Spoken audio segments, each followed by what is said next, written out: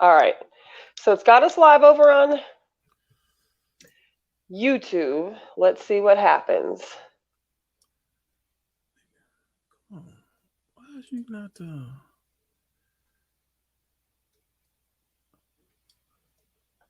What the heck?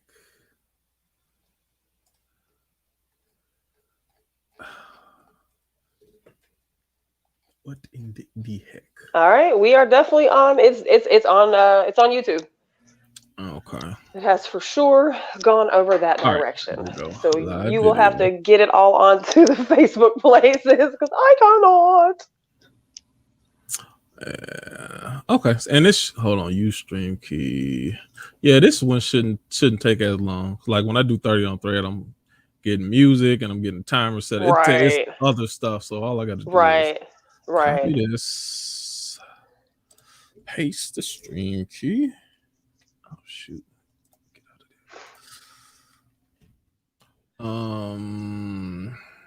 there. Okay. I'll save that. And okay, so we're gonna start. So while you're doing that, I'll just talk a little bit. See. Welcome to Free Thinkers Tuesday night. We're getting started I said 8:05, so 8:04. So just bear with us. We're just kind of playing with some of our technology right now. I am currently in Facebook jail, unfortunately. So the normal methods in which we try to stream this to Facebook and to our personal pages is not a function I am able to provide today. So we have the StreamYard going through our YouTube live, and Q is currently trying to get it up with OBS. So one way or another, we're going to get this sucker onto the Freethinkers page and or onto our personal pages. But we are currently streaming on our YouTube page right now. Our YouTube page is Freethinkers Worldwide. So if you haven't joined us over there, please do. Please follow. Please subscribe. We will definitely follow and subscribe back to any channel that follows us. We're all about supporting each other. So definitely join us over there on YouTube. Tonight, we are going to discuss a few things. We like to do this thing sometimes called Pick a Post, where we do just grab a few things that have been posted by members on the Free Thinkers group page when things have a good conversation going, just because it is interesting to hear those posts be talked about as opposed to just typed about, right? We also are going to talk about just our thoughts about uh, feminization of men, culture in which men are dressing effeminate, I believe is the word, dresses, skirts, things of that nature, who, what, when, where, why, and discuss just the sexualization that we and our children are being exposed to on what I feel like is far greater levels. Some other people may feel differently. Just the exposure to the things that we're seeing on television with related to sex, and not just a quote unquote gay agenda or anything like that in particular. Just literally how easy it is for kids to be exposed to sexual content on basic television, internet, phones, things like that. So a couple things we're going to talk about tonight. We'll give it a few more seconds for some folks to hopefully get the StreamYard link and join us. And if not, then Q and I will definitely have a good conversation tonight. The comments, I don't know if comments are going to be able to be read today because this is streaming through the YouTube page. But if Q is able to get it up on Facebook, then we may be able to see the comments. So feel free to join. On the Free Thinkers page, there is directions. Q posted them a couple hours ago, so you'll see towards the top of the page, there should be some directions on how to log into StreamYard. You have to click that link, and then it'll show me that you're trying to get into the conversation. I'll add you to it, and then you are in our live conversation. So think about jumping on the page if you've been watching us for a while. So, with that being said, language warning, of course, I will.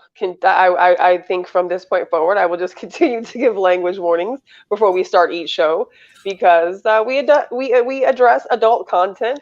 We are adults and we speak like adults. So, this is not something that most people probably want to have their little children hearing, unless you do, and that's fine too. But language warning, adult content, and let's see what we got going on if we're going to get started. What do you got over there, Q? I think I'm there. Okay. You got us up on Facebook? I'm about to find out in a second. Okay. Would it be going to your page or would it be going to Freethinker's page? It should be going to Free Thinkers. Hold on just a second. Okay. I'm just looking on my phone to see if it's showing up right now. And I'm going to go there too. Yep, we on live. Yay! All right. Let's see. Yeah, there it is. Okay, I definitely see it. Sweet. It's a full screen. I wish I could. I don't know how to make it a full screen. Okay, so all that white is there. Mm-hmm. Okay, the whole screen, because you're running it like a screenshot, you said. Mm-hmm. Okay. I don't know. How do I... Oh, okay. Hold on, let me see. Yeah. Okay. All right. You're going to see it in a second. Okay. No, I see the live. I see us up. No, I think it's... Oh, shoot. Okay, there's the full screen. Sweet! Yay! For technology! Ways to go around me being in jail. And we should be able to see the comments. No, I think it looks good. My Wi-Fi signal is a little bit crummy on my laptop, so I think it's a little pixely, but it looks good on this side. Yeah, I'm looking at some crazy stuff, but when I look online, then it's not doing what I see. Anyway, it's all right. Okay. I'd have to show you. It's like do you remember Max Headroom? Yes, I talked about him like a couple weeks ago. My face is literally doing that. Yeah, it's like weird. Yeah, I was talking about him the other day, and I don't know if it was in reference. I think I referenced Joe Biden to Max Headroom. I was like looking ass. He was just like in the glitch thing, and I was like, "Ooh, getting in trouble." Yeah, right. No joke, right?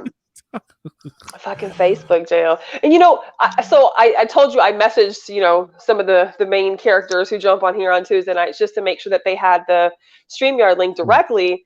And Matt was like, "Yeah, I'm kind of in Facebook probation too." And I was like, "How are you in Facebook probation?" And he's like, so "I what can't is it go." That y'all so passionate? Tell me what you so passionate He said. I'm talking about you. You got. I don't know. I told you they won't tell me what I did this time. Like I literally just have an image that says I've been banned for bullying, and on whatever post it was, they won't show me the post. They said the post is removed. So Smack was like, somebody had to have reported something that you posted, but it said it was 90 days old. So I do not know this time. Usually they'll tell you what post was the offensive post, and they didn't tell me shit. But Matt said that he posted some Ghetto Boys lyrics in a post somewhere, and he got some kind of ban or notice because they're copywritten lyrics, obviously, and he can't go live just because of the copy. So he can't quote a copy. So if I quote something Abraham Lincoln said, I can get banned. Man, I don't know. He said he quoted some Ghetto Boys lyrics, and that was it. So he can't go live, and he can't post, I think, ads or something. I think that's what he said. And I was like, like all the times I've been in Facebook jail, I haven't seen that one. So you don't even have to like be posting anything terribly offensive or passionate. My shit probably is more than anything, but like, it's crazy. I just need to stay under the radar because I don't know. Well, but you don't post on there enough to where they're even like on your tail, man. I post, but I don't comment. I'll repost, right? And I'll let other people comment, but yeah. But I mean, I don't know. I feel like I speak pretty freely. I don't do a lot of going back and forth with people. Maybe that's it. Right. You be going back and forth with people. It depends on the conversation. It depends on who it is and depends on the conversation. But sometimes you just might get 3 words out of me and they're just deep cutting words, and that's all. Like I told somebody once, "You're dumb," and I got jail for like 3 days for that. I'm like, "For That's you're dumb? Are you kidding me? Like, get out of here!" see, and I can't even worry about that because now I can't. Now I'm gonna start being cautious of what I say because I don't want to. No, I can't do that. I'm just Well, I'm conceding to the fact that I may have a short shelf life here on these platforms because when they come for me, then I'm not for real. backing off of that.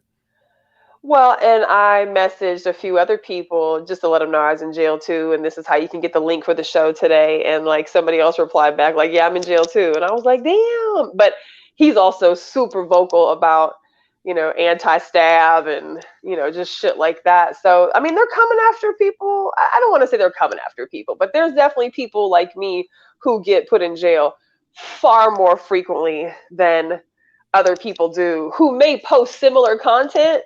I think it's just I think once they flagged your profile, like they're gonna keep their eye on your profile for certain So content.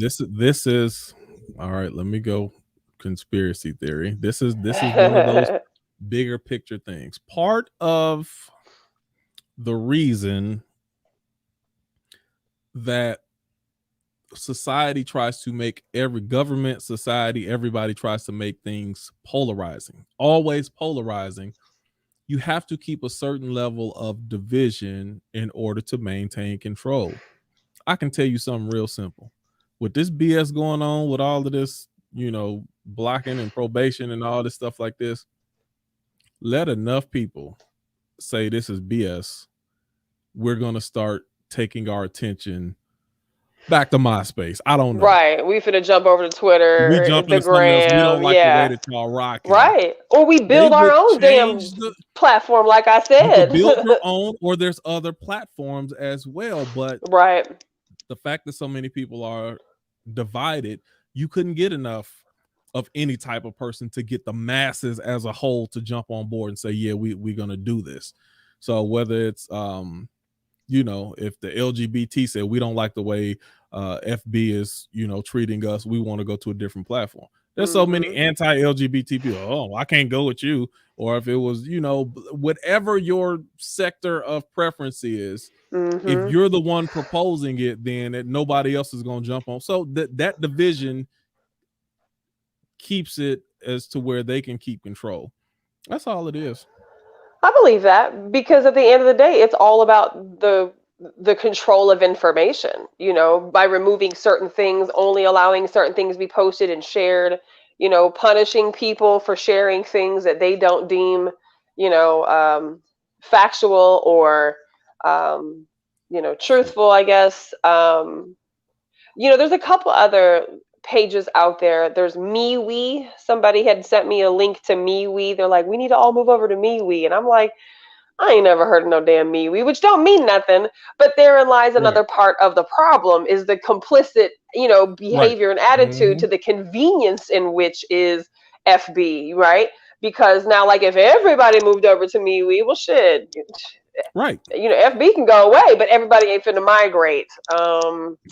And There's it ain't another even one, like you fully got to do it. It's just enough people got to do it to grab their attention and say, "Oh, well, right? we need to pull back on the way that we acting because we've been doing too I much." do think though that will come eventually because Facebook is does No. have their hand in things that people who generally uh, Oh my protest god. or boycott or cancel or stand up against, like they're kind of getting down with some of these bullshit ass programs too. So there may come a time where a mass number of people migrate from Facebook and go over to another platform, especially when you get into the security aspect of what's But shared here versus what's shared elsewhere. You don't think people will leave Facebook like that? no, Nikki, and let me tell you something else. We as people are getting dumber by the second. I agree with you And to a they're certain like extent there. that's conditioning. And keep in mind, I come from not to ish on my own people, but I come from religious sectors to Hmm. where the people who do it wrong I've watched the way that they operate, and that brainwashing and that conditioning, it's over a long period of time. So I so this I see stuff that I don't know if everybody else see, and I'm like, trust me, I've seen it before, and what applies in one arena applies also in other arenas. I'm like, y'all slowly being conditioned. Slowly. People are slowly being conditioned. People have been slowly being conditioned, and people, maybe because of that conditioning, are also just easily giving up their rights and easily giving up consent And you to ever see them things. movies like when the child was abducted and they've been put down in a basement for 5 years? I don't know, one of them movies where they just been stole. By the time they actually see them, their parents, they ain't even ready to go to them. Like they almost ready to stay with their abductors because they've been That's what they conditioned knew. to be attached to that. Like the one, I don't know if you watched Yanla, but the one woman who stole the girl at birth, it was a black girl, and they had a whole story on it. The woman stole the child, raised her as her own. They found out, put the woman in jail, who stole her, and then they gave her back to her mother, and she didn't want anything to do with the mother. She want to go back to the woman who stole her. I mean, if you weren't, abused throughout the course of that childhood, why would that child feel any kind of, this is nobody but my mom, like this is who raised me, as opposed to, and this is how you can get into the levels of trauma and how it changes people, how it wires people. So the maybe the opposite situation would be, let's say somebody who was kidnapped, and like the girl who had 5 or 6 of her dad's children, because he would rape her and get her pregnant and force her to have these children, and they all lived under the house type thing, like protecting that type of predator versus a woman, I mean, in that case, who stole a baby young, raised a baby young. I mean, neither of them is right, don't get me wrong, but I can see one being more attached to the other, like this is all I know. And I think, I don't know, I guess maybe some of that's part of the problem too, is it goes back to the comfortability and us not wanting to be uncomfortable or experience inconvenience. We're currently comfortable, and I talked about that too. I talked about the throttling. Where they just they'll so try to go to this other platform over there, and then they throttle the speeds down, and then next thing you know, it's like, this slow. It don't work right. I don't like it. Too many errors. I'm going back, but they set it up like that, and you don't know that. The average person don't put it together that they're actually doing this to you on purpose. You just know, I'm not having a good experience. I'm going back to what I'm used to. Right. And that's it. That's all it takes. That's all it takes. Because Facebook is so convenient, and it's so intertwined with all of the things that we use on a day-to-day basis. I mean, even being in jail for 7 days, it's like, it takes the first day or two where you're like, oh yeah, I can't get on there.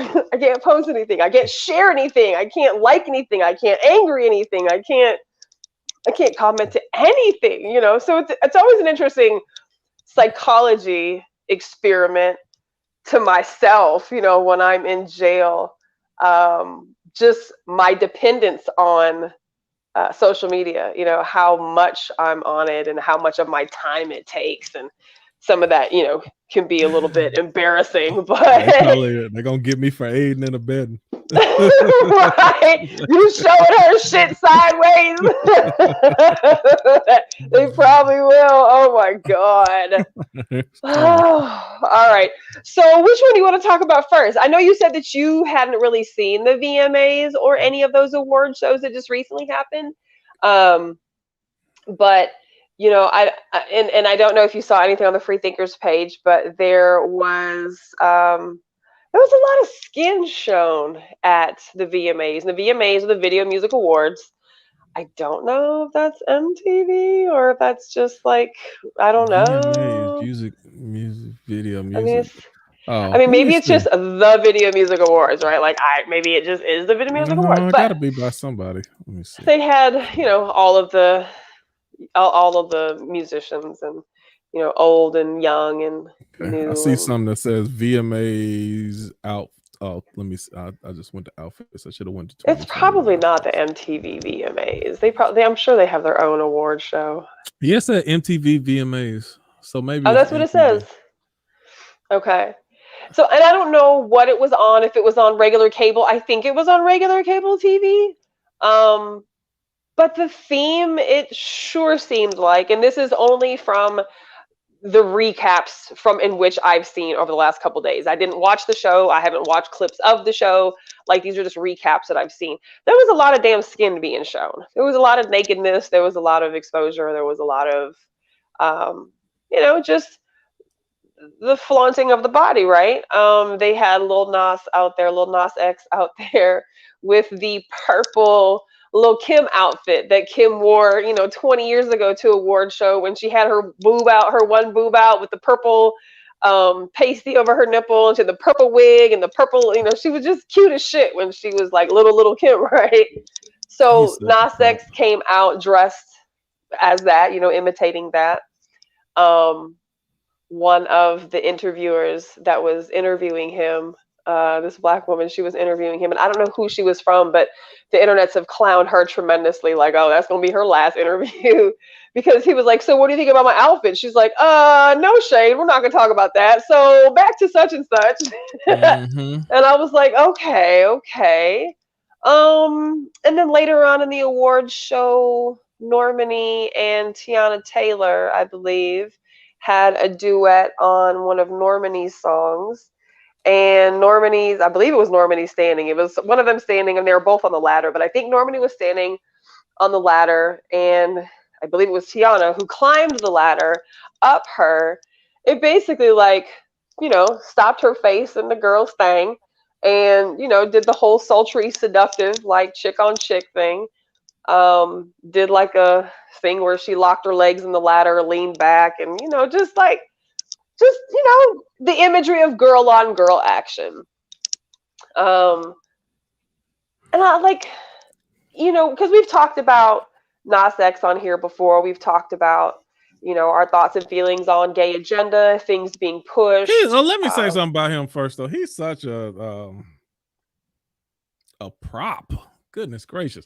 I know that's what people say, but is he like? Yes, he is. You know do you why? think so? I mean, like, Yes, how long is yes. he going to last in this? Like, He not gonna. But what I'm saying is, you can't go from just a regular kid singing Old Town Road to 2 years later, you the gayest person to ever live on this earth. Like, for real, if you was right, really that gay, you would right, be like, whatchamacallit? From the time he hit puberty, Magic Johnson's son has been that gay. right. Like, you gonna be, if you gay like that, you really gonna be gay. You don't just be conservative and then all of a sudden you just the gayest person in the world. That's, you a prop. Right. He's allowing them to use him wherever they see fit.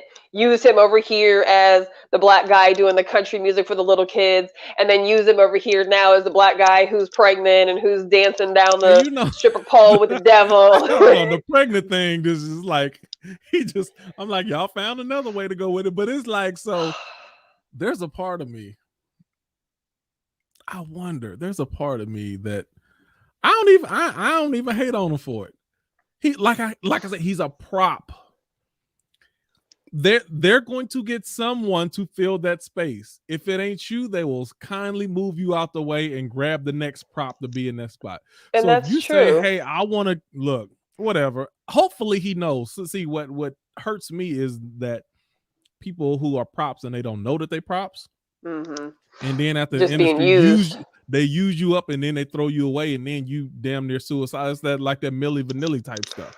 Right. You just got used and now they threw you away and you didn't know what to do with yourself because you didn't understand what they were doing. But how do you feel? How do you feel about him allowing himself to be a prop? Like, considering all of the because I think they're exploiting the shit out of him, right? They're exploiting him as a black male. They're exploiting him as a black entertainer.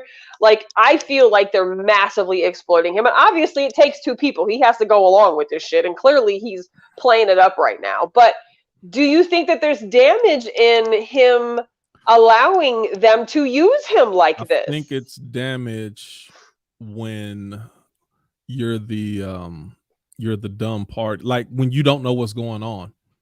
I think when you like so let me give you an example. Like Takashi, he's a troll to the 10th degree. He knows he is, and God. he knows his role. Like you Right. can listen to him sometime and he knows it. He like, yeah, I'm gonna Right. keep trolling, I'm gonna get this bag, I'm gonna take advantage of this opportunity. Because before I became this hated individual, I was homeless on the streets. So I'm gonna get my money and run it out till the next thing come up. Why it keeps muting your thing? I hate that. Your voice But keep don't muting you out. think that what Takashi does is also harmful to, I don't want to necessarily say the culture, but like, don't you think that being, having those characters in society is like part of the overall problem? Letting Yes, these people whore you out. Like, and it's Takashi, philosophical. It's philosophical, really. And what I mean by that is, philosophically, if you feel an obligation to your tribe, to your group, to the people, like you represent more than just yourself, then yeah, you'll take that stance and be like, no, I'm not selling out. Now, there's other people will be like, forget y'all. Again, when I was homeless on the street, starving to death, where was y'all? Y'all didn't care about me. right. Not only me, you didn't care about people like me. You didn't care. So I will pimp myself out because I remember what it was like to be homeless on the street. I live real well. I'm eating real well. I go wherever I want to all around the world. And if what I need to do is to play this character, because a lot of them, see, that's the difference. Some people know how to look at it like, yeah, y'all look at it like it's me. I'm an actor playing a role. I don't have a problem playing this role. It's the same thing in wrestling. You remember wrestling where somebody plays Mm-hmm. the hero and somebody plays the heel, the villain. Mm-hmm. And they're like, I'm playing the heel right now. Everybody needs Mm. somebody to hate and look at. I'll be that and just keep being rich as I can as long as I can. And I get it that there's always going to be somebody, because there's always been somebody. There will always be somebody who's going to let the entertainment world, pimp them out. I don't know. I don't know why I feel so much of a type of way when it comes to the industry pimping out black artists.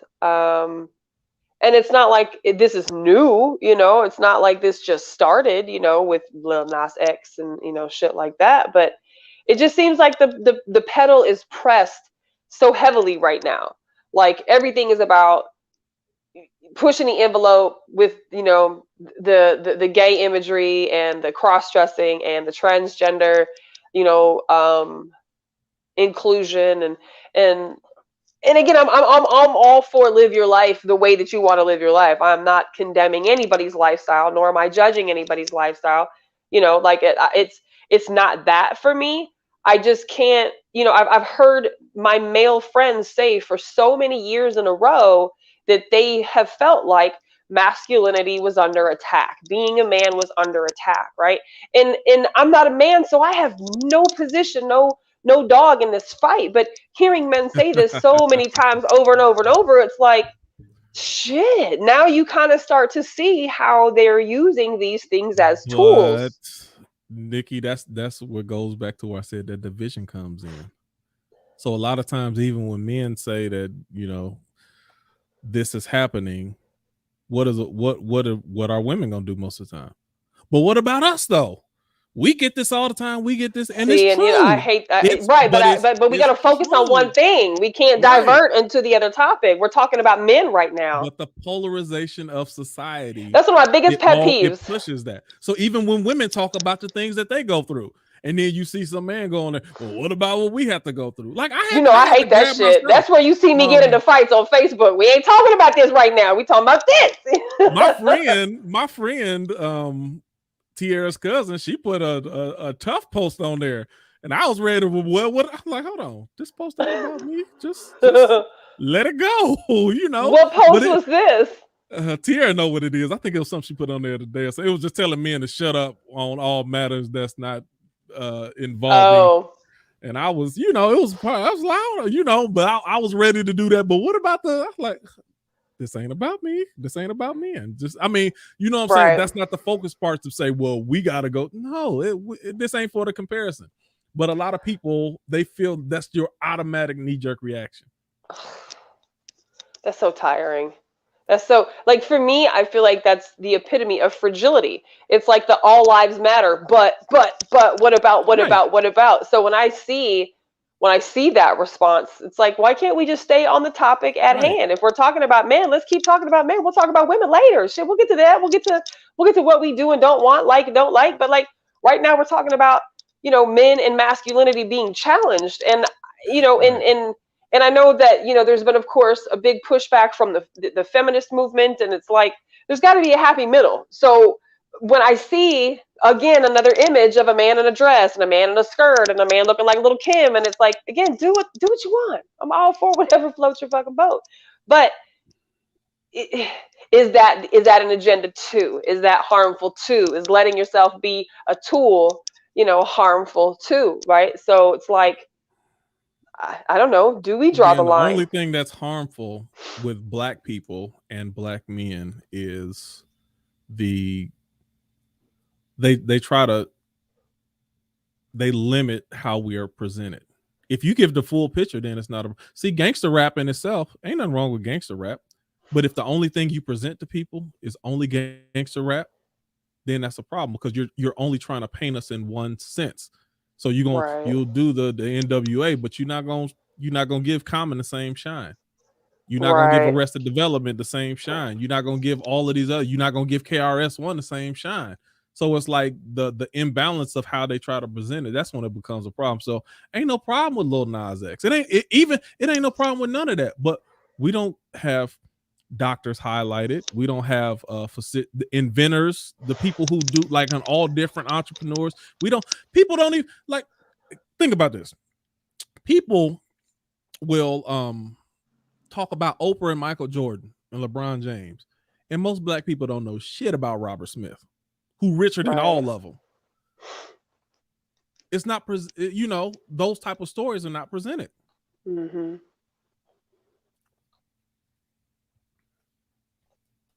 Let's Tira, see we're if just you talking disagree. about we're just kind of talking about some of the imagery from the VMAs and some of the award shows that just took place, and I didn't watch them, but I'm just kind of like giving my feedback from all of the snippets and the reviews that I've seen come out since I think Sunday when the award show happened. Lil Nas X in his purple Lil Kim outfit, and Tiana Taylor and Normaning on the ladder, and just the constant sexual imagery that um, I feel like is being pushed on us, so normalized, so not, when we were little kids at the gas station, like the nudie magazines, you knew what they were because it says Playboy on top or it said Hustler on top, but it was wrapped in a black plastic, you know, covering. So like you had to actually buy the magazine to be able to even see the naked girl in there, or the boobs in the in the magazine, or like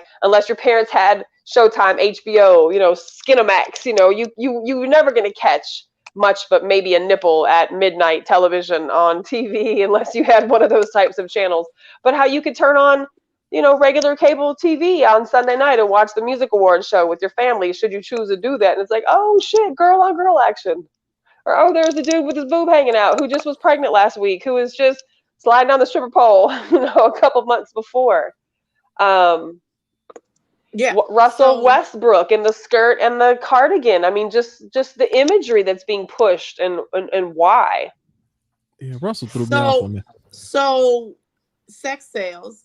I It used to know. be we were more conservative in what we were able to view and allowed some censorship, even with our profanity. Profanity was not Right. on prime time. You used to Right. hear hell, Right. damn, things like Right. that. That was just not the thing. But the power of the NYPD media. Blue set it off first. Yeah, yeah, they said a lot of stuff. And my thing is, what happened is we are a media driven society. So media is driving our society. It used to be a time where the TV would go off at 12 o'clock. I mean, or Mhm. earlier than that. If you talk to my mother's generation. Right. And I think that is where we fail, because all of it you can see, even with the Lil Nas X thing, we hype him up more. If people would stop talking about him, Talking about him, he wouldn't be so popular or so much conversation around him. But we do that. We did the same thing with Trump. We gave him air. If people would have just, oh man, that man's crazy, and let it go, but we like that. We love it. Yes, because we are a media driven. No, but the media knows what pushes your buttons. Oh, listen. They literally study us.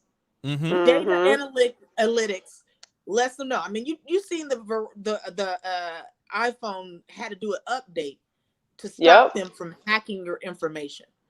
They know too much about people. And when you know too much about people, you know what they like and what they don't like and what ticks them off and what doesn't. And they push this stuff into you.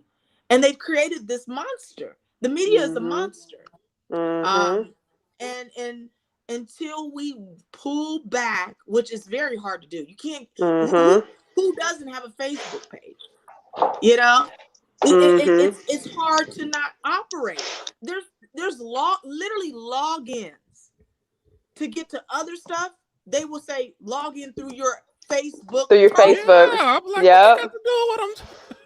So convenient. So convenient. It's so convenient. They literally have data mines. Literally. And hundreds of miles of data storage of all our information. Yep. And we have agreed to it and didn't even realize when we sign these documents, is these legal jargons that we don't review. We give and even if you do, you're still going to sign them. Even if you know, I know for a fucking fact when I agree to terms of service what I'm giving away, but I'm still doing it. You know, I'm still giving it away. You can't get around society without it. You want a phone. And then a month later, they're gonna make you update the terms and conditions. You got to read another 40 pages. Oh yeah. And they add more bullshit to every terms of service that you agree to. You are giving away more stuff. And they cannot be sued for basically like you don't make no money off of your own information. Not, at least I should be able to sell it. Right. You know, they have the but power they do. to sell you stuff. They do. They make control. Data breaches left and right. I was just listening to something the other day. I don't know what the hell it was, but it just basically talked about how every single thing that we click on is data being mined for the keepers, and they put all this information. I mean, and so you start getting into, conspiracy theories, right? You start getting into crazy shit. You're like, eventually when robots take over, they have everything they need to be automated humans. They'll have how humans respond to everything already mapped out, because from every single click that we put on a phone, every single click that we do with the Wi-Fi router, every single website, how long we look, what we like, what we don't like all of those things, all that shit is stored information. And it's like, why? What are they doing with all that stuff? Movies, but they become reality. Smack calls it, what does he call it? The intergalactic law or some shit that they have to tell you, so they put it in movies and cartoons because that makes us think it's some bullshit, but it keeps coming true. Or you're seeing things coming true that look real close to Total Recall and Matrix coming up. iRobot. And I thought about this. Everything, if there was aliens and they were of a higher intelligence and they actually wanted to save this earth, the only logical thing to do would be to eliminate human beings. We are the virus on this earth. We are the virus. We're killing it. We're destroying it. The earth will literally be destroyed because of us. We're like, well, we know that's so true? It's because when we were in shelter place, I'm talking about the world, actually things water cleared up, Right. Mm-hmm. air Animals got came better. out. You know what I mean? Like it's not Yeah. even. It didn't even take that long. It would And go within 30 we can't days, wait. animals started coming out. Like, oh, there's no people around here. It's safe to come back out. Yep. If y'all know, do y'all know, like, if we literally, hey, everybody, stack up your stuff, you know, get your toilet paper, get your food, get everything that you need. We shutting down. Like, we stay in the house for 30 days. The virus will be done with. Like, I, done with. I But agree. we don't I have the agree. patience to No, we're so fucking entitled. We're so lazy. We're so so convenience entitled. culture that we just Nope. cannot sit in these goddamn houses, these four walls. But I said, if they shut everything down for 60 days and paid us to stay home and froze everything, no rents, no utilities, no nothing. We just, I mean, shit, all the fucking stimulus money they didn't gave away and all the PPP loans they didn't Yeah. gave away could have paid for us to stay home for 60 Yeah. days. Everybody stay in a fucking house. We'll deliver groceries if we absolutely have to, but y'all don't come out. 60 days, Lack of pay discipline. us, freeze that bitch down. It'd be over. It'd be gone. But Americans, and I don't want to just say Americans, but I think, you know, one of the things that was said, I think, Tierra, last week is that we're the fucking fattest country in the world. We are. We have become, what's that fucking movie? Is it Wall-E? Wally, yeah. Is it Wall-E? We Loss have of bone become Wall-E, density. where we're all just fucking fat, roly-poly on goddamn computers 24/7, like watching our PE virtually and shit, like just getting fatter and fatter. And We just, we need a grid. Our grid is going to, first of all, it's not even what we need. It's going to happen. oh They're going yeah, to hack into our grid, yes, and it's going to paralyze yep, everything. yep. All it takes is them to hack into that grid, which they're already attempting and have done successfully on small scales. And we But see once how they weak run it that, is.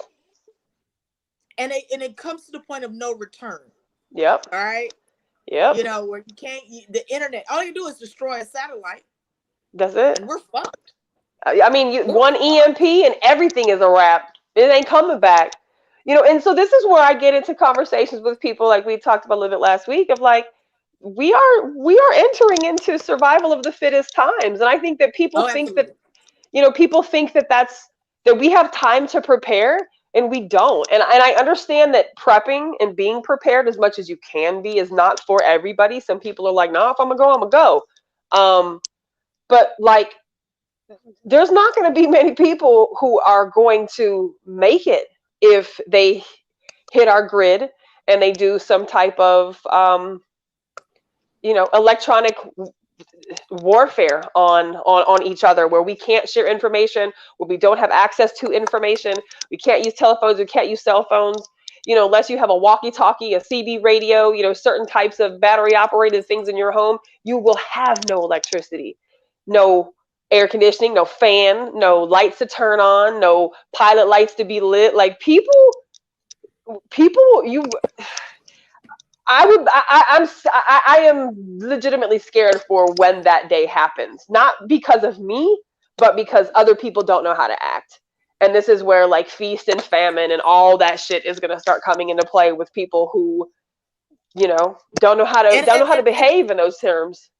and it's not so bad that I think our generation wouldn't be able to manage. It's the generations that are after us that once we get older, like, None they're the of us ones who's can going to be manage. responsible for us and taking care of us. Are you Right. entrusting your lives to these younger kids? I mean, and They you know, probably do better than us. You but they think they're do going to do better than better us than us? because they're intellectually, I think, more But if that's intelligent gone, because of the internet. Right. So you take us old schoolers who still had to do some shit the old school way. We had to look in a card catalog. You know, we had to look shit up. We had to write directions down. We had to know how to, you know, center and feel where we are to know where's the North Star and shit like that. Like, you take these kids who have never used anything but a compass on a fucking phone, they not getting out of harm's way. They not man, gonna make these Ain't none moms it. of know how us to getting tell out of time. harm's way. Ain't none of us I They getting think know out. how to I tell don't time. believe that. I believe that there are some people who gonna be able to make it up out of here. And the ones who can make it, they already in the mountains right now. Well, maybe so. Maybe But so.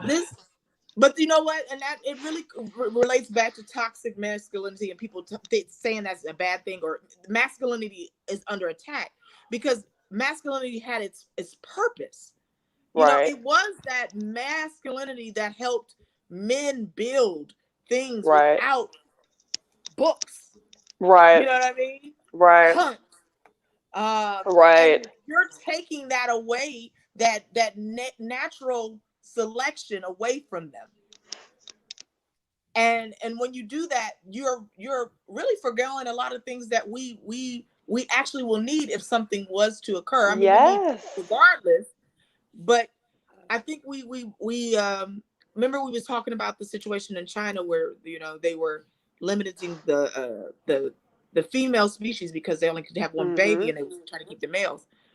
And you don't realize what you're doing when you do some of these things. So when you have feminists saying, you know, oh, toxic masculinity, and then you know, you make it so watered down, and then when we really need that masculine energy, we ain't got we're it. gonna be looking kind of crazy.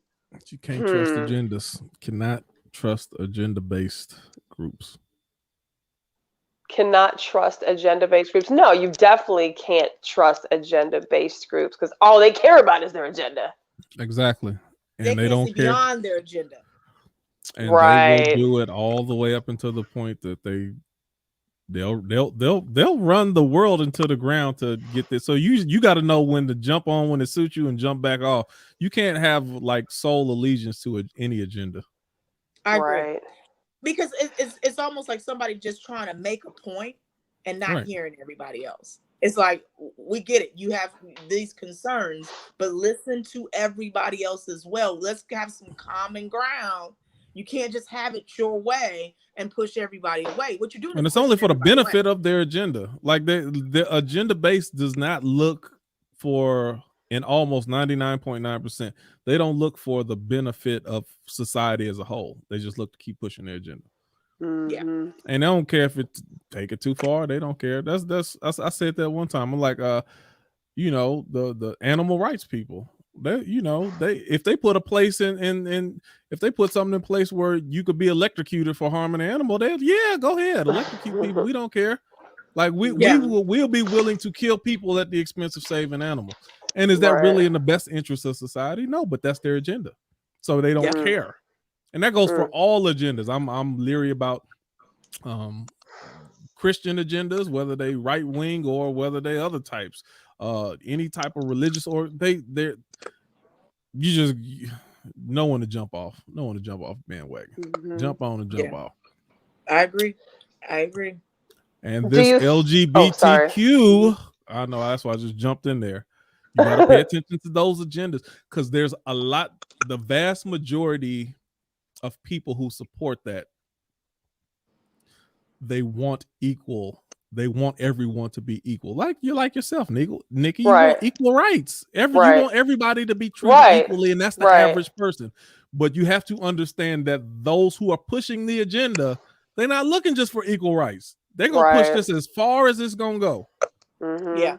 And so once you said that's enough, then they're gonna say, no, it's not. Let's put Nas X in his dress, and let's do this, and let's, you know, whatever they need to do, and we're gonna get him to be butt naked twerking on Sesame Street because it helps our agenda. And what happens with a lot of times, what we do is we try to make up for so much lost time of whatever rights was restricted, that we go too far. Like, we're trying to overcompensate it now. So we weren't able to be gay before. Now let's really throw it down their throats, because we didn't get a chance. So then you go too far. If you are feminist, we are against you know, the Me Too movement. You know, now we finally getting some headway. Now you can't even, you know, look at a woman, you know, like, oh, you look nice, and it's gone too far. Like, they overdo it. Like, I'm done with all y'all. Almost like you try to make you ain't get no compliment from me. I ain't hold no doors. Nice. I don't care how good your hair look. I ain't telling you your hair look nice. I don't like your earrings. I'm not speaking on nothing. Now you can't even say, hey, you know, you look nice today, you know, at work or whatever. And it's like, oh no, you know, he's trying to come on to me. Nah, everything ain't that. It's just maybe you look really nice. Right. Can't even give compliments. So it becomes like they're trying to overcompensate for years of whatever it was, and they trying to reverse that, and then exacerbate that idea even further. So I do believe the Nas X is no one has a problem with people being gay. Right. I don't think, and that I was don't think my it's thing too, right?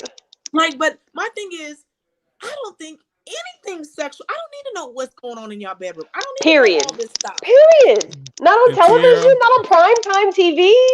Like, that's a subscription based only interest, right? Like, if I'm interested in what you have going on in your bedroom, I'm going to pay for that subscription. Like, that should be a members only type of, relationship, as opposed to you flipping through the channels on Sunday night and you're like, oh, okay, they're going to have, the music show on the TV. And you're like, oh, goddamn, there's two men kissing and there's two chicks doing, girl on girl action. Dry Like, humping. and I'm not a fucking prude. I love me some sex. I love all the things about sex, but that's just not. I don't want to sound like some old ass parent, but like that's just not what you want on TV for your kids to run across. Like that kind of for me goes the back to people the who push that conversation agenda do before. want that. They want to get Well, that. and They so this want is the we want to get dangerous, the very kids slippery early. slope of what the fuck are they doing, right? This isn't just about inclusion. This isn't just They want about to get your kids early. man, and they are, and then you get so much pushback when you say things like that. People like, oh, you must act like Boosie. Well, no, that's the other fucking end of the extreme, right? But they are definitely exposing our children far younger than most of us were ever exposed, honestly, unless we were traumatized by an inappropriate sexual relationship as a child. Like, fuck, like, why can't we just watch television? It's in cartoons, it's in everything. And I mean, yeah, of course you're supposed to monitor what your kids watch, but Jesus, this is an award show. Like, those used to be safe. But you know why they pushing Lil Nas X so hard, right? Because initially the kids liked them. The little Old Town Road and this and this, and the kids still singing it. And I took my daughter to the circus and I like cringed. Oh, they played the song and she just over here getting it like, no. You're like, baby, don't you know? Man, ride. But it's not about the song. It's about you being a fan of. I don't want you to be a fan. So now, anything Lil Nas X you see, now she gonna click. Now you easily can fall into seeing some stuff that you shouldn't be seeing for an 8-year-old. Right. The YouTube only needs one like to recommend additional fucking videos. And since the pedophile agenda certainly is and think in about full all speed, the kids who want to, oh, I like that song Old Town Road. And now the whole track record of all his other songs, him twerking on the devil and butt naked twerking, all of that stuff gonna come along with it. Yes. So those are gonna be the next videos. That's the next imagery they're gonna see after they sitting up there jigging the Old Town Road. And I hate when people say, well, he's not a role model. You got to raise your own kids. Yeah, but you guys act like kids don't have access to shit. Hello, like, let's not. Like, you can raise your kids, but hey, if there's internet, kids can get access to it. I mean, there's unless you just deprive them totally from internet, which then you're starting to deprive them from technology, and then they'll be behind scholastically to a certain degree if they're not. Yeah, because they gotta be on. They gotta be on. Because then they'll be behind. Like, come on now, you can't monitor your kids 24/7. You can teach them great values, but that doesn't mean that people are curious. People do things. We did things that our parents told us not to do. Right. They know that though. That's the lie, though, Tierra. That's the lie that we always. So this is simple trick that they've been doing probably ever since the crack era. Whenever there's a national issue, they narrow it down to individual responsibility. Whenever it's something individual, they broaden it out to I mean, it's the same thing. It's just a way to divert attention. So it's every time people talked about, well, crack coming to the communities and this and this and that. Well, y'all, you just don't sell it. You just got to make a choice to say no. You just got, so then you put the onus on the responsibility. You got to keep your kids off the streets. You can't have them. And for the mother who working 2 or 3 jobs and her husband in jail, and now her responsibility is to monitor her kids at all times and make sure that they're not making the wrong choices. So it's always, whenever there's a national problem, a widespread problem, then they try to they get people to focus in on the individual. Well, we just got to do better. We just got to stop killing each other. Yeah, true, but are we still not going to address how these guns getting into the community? We still not going to, go ahead. No, I was saying, and I think that's just a American society in general. We are a very individualistic society. We don't ever look at problems as a community as a whole. Like, okay, yeah, I might not be. They'll point you out as a whole, though, Tier. Oh, well, they'll put segment of like groups, they'll stereotype us all in together when it suits them. Yeah, when it suits them. Right. But like, far as solving problems, they like, okay, say over here and in North Atlanta, okay, you may not have crime as bad, so we're not caring about you doing these things. Mm-hmm. But the people on the South Side might say, yes, crime is bad. We need more of this and more of that, and so we don't even have a connection within these communities. And then you have a gap between rich and poor. It always comes down to that rich and poor, where you have people that don't experience certain things and because of their class, and others that do. And then they don't understand each other. I think it was Akon was saying that the rich have it just as bad as the poor. That's the dumbest thing ever. I saw that. It's like, stupid. I was like, that has to be the most ridiculous comment you can think of. It's a privileged comment. Give me your money so you don't have these problems anymore. Yeah. Right. Let me see if we got the same problems. Right. So you begin to see why it becomes even a more of an issue when you have the poor, and they prey on the poor. They prey on the poor. And the rich make the decisions for the poor. Absolutely. Mm-hmm. Do you think these rich people are just tuned into the media like this? They make the media. Yep. They make those things. That's why I don't listen to it. I don't listen. If it wasn't for free thinkers, it'd be so much I wouldn't be aware of. The rich live in a different cycle. They live literally in a different cycle than we do. Their problems are different, so they don't even get exposed. The exposure that we get to certain things, they're oblivious to. And so we have a media problem, a classism problem, and not being connected to one another. That goes back to Tier. Do you watch Black Mirror? Black Mirrors? No.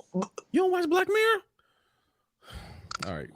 I know I'm so late. What is this on? What is this on? It's girl. Black Mirror is like the show. It's on Netflix, but I haven't watched it either. Black Mirror. Okay. No, I haven't watched. I was like, I know you know about this. You got to know about this. I know about it. So many conversations that I cannot have with you because y'all don't watch Black Mirror. I've tried so many times, and I don't know. I know, and every time that somebody asks me if I watch it, and I say no, they're so disappointed in me, and I'm like, I tried. There's a lot of sex in Black Mirror for me, and I really like every episode has like a lot of fucking sex, and I just am like, really? I feel like that, and there's just only so much I really want to see of like episode after episode of just fucking and fucking and like for real. Like I get it, but like you watching Love, Sex, and Robots. You ain't watching. No, I'm telling you, Black Mirror. I tried to watch it again like earlier this year, and I've got through like the 5th or 6th episode of the first season, but it's too much. I don't know. Like y'all my whole conversation is shut down. I was about to make a point. And I can't make it because y'all. No, go ahead because I know most of the references to this damn show. So which episode are you referring to? Actually, not one of my favorite episodes, but the guy who played in Get Out. Did you see the one he played in? Okay. Long story short, it was.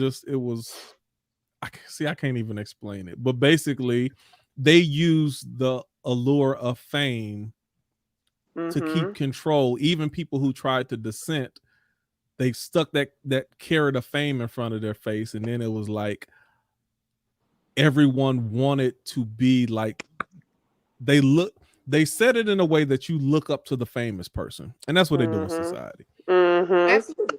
Anybody who and that's why I'm like, number one, I've been around quite a few famous people when we did music and stuff. They just people, just like whenever you put people because of their gift, their talent, or their money, when you put them in a higher light because of that, then you're susceptible to being controlled, because somebody can tell you, well, if you want that, I can get you to that level if you want. Mm-hmm.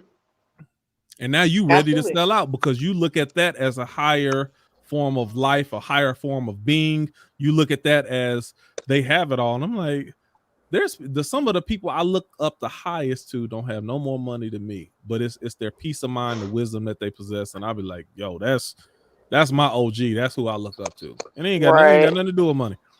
And Right. it seems like the fame is what destroys many of these celebrities. That's why you'll hear those people, fuck the fame, give me the money, because the fame is it's something that you chase. It's a high. It's a drug where people just want to crave and have to need it and do anything in their power to keep it. That attention, it's almost like attention seeking. Well, it's a drug, and they say it's like a drug. Okay, but that's what I was saying, Tiara. topic? If you see Oprah, if you seen Michael Jordan, people would go crazy seeing them.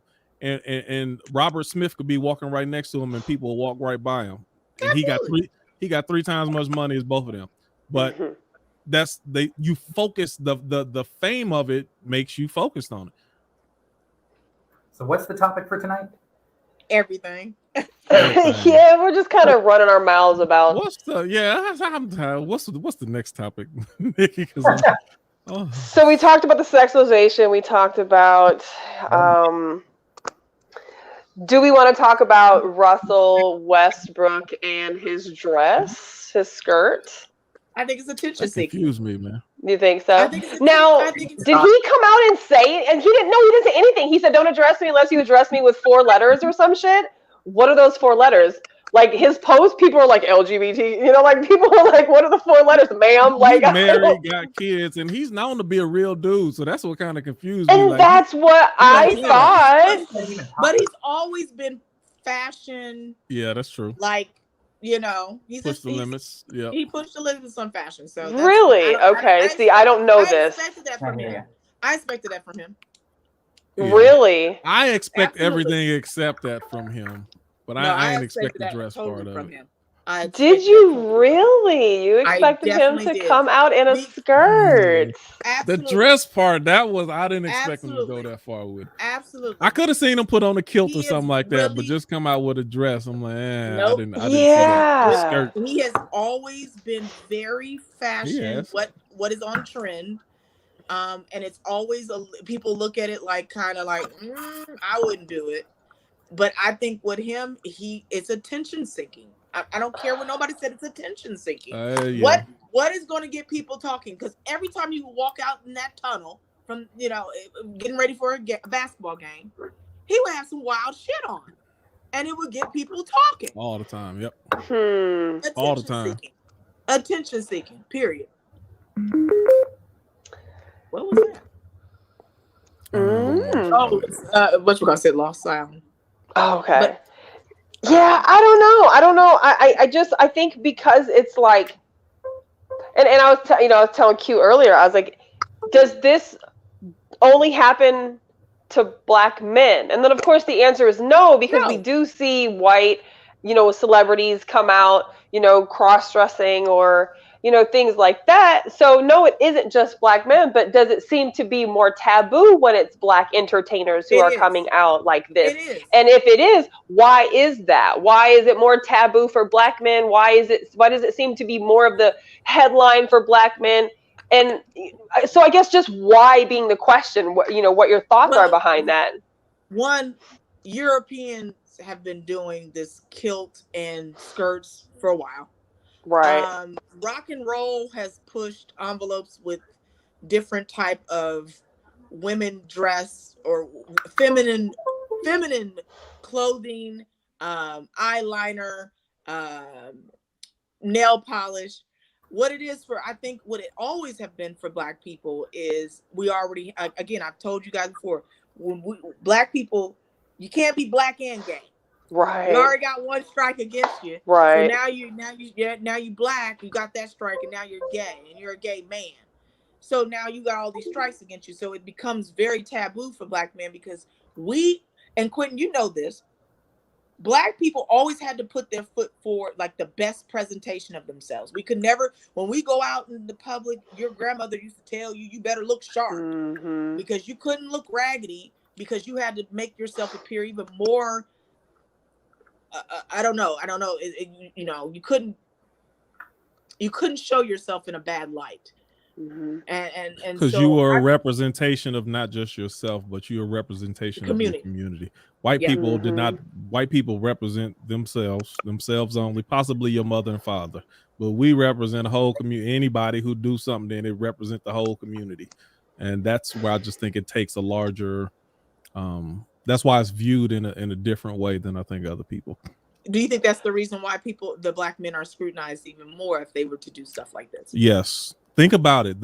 Like I said, the primary references, how people stereotype us, they compare us, their comparisons are to entertainers, whether it be sports figures, athletes, actors, dancers, musicians, because, and this is the other part of it, where historically, maybe it might be changing a little bit more, but historically, we Black people always had to accommodate into white society. So when we went to work, when we went to the grocery store, we had to be a part. We had to be a part of white society. So we had to. There's a certain way we act in our own hood, but then there's a certain way we had to act when we on the job and we around white people. White people didn't have to come to our neighborhoods, so they didn't have to assimilate with us. They didn't have to learn our lingo and our ways and the way that we operate. That's why a lot of stuff, the way that we talk, the way that we behave, is so foreign to them oftentimes, because they didn't have to grow up understanding how we operate. Just like where white people would always perceive us as being aggressive in certain instances, where we having, like, Black people have passionate conversations. That's just the way we express ourselves. So they're like, oh my God, they're about to fight. I'm like, they're not about to fight. They're about to fight. They're not about to fight. That we just talking. We good. Now, if they start being quiet, then that's when I can tell you they can be quiet, and I can tell you when something's about to go down. But it's like they just never had to learn that. So basically, it's just like white people never had to adjust to anything. No, there's that. There's white that. As a whole, historically speaking, they have set the rule through acts of violence. They oppress others, so you move into their rules. They've never had to adjust or code switch. That concept is foreign to them, which is why any idea of equality, to them, they think of it as oppression, because they've never been asked to deal with anything. You make them uncomfortable. So they see that as oppression. Thank you. And to go back to my point, so that's why, since they haven't had to do that, they easily stereotype us by the entertainers. And so the only people that they know or they think that they know are the entertainers that they see on screen. Yeah. And they try to attach that to us. I'm like, that he rich. That ain't got nothing to do with me. Yep. You know what I'm saying? Yeah, white people don't see anyone as individuals except for white people. If you're not white, like, if you ask somebody what's the difference between Puerto Rican and Mexican, or Spanish and Mexican, most white people are like, heaven help you, ask them what's the difference between Vietnamese and Chinese.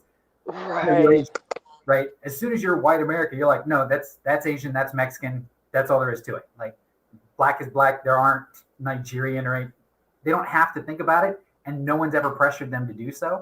So they stereotype by the only thing they recognize, and TV's as close as they get to giving a shit, right? Because individuals, that doesn't matter. They only care about celebrities, so that's what they're going to compare you to.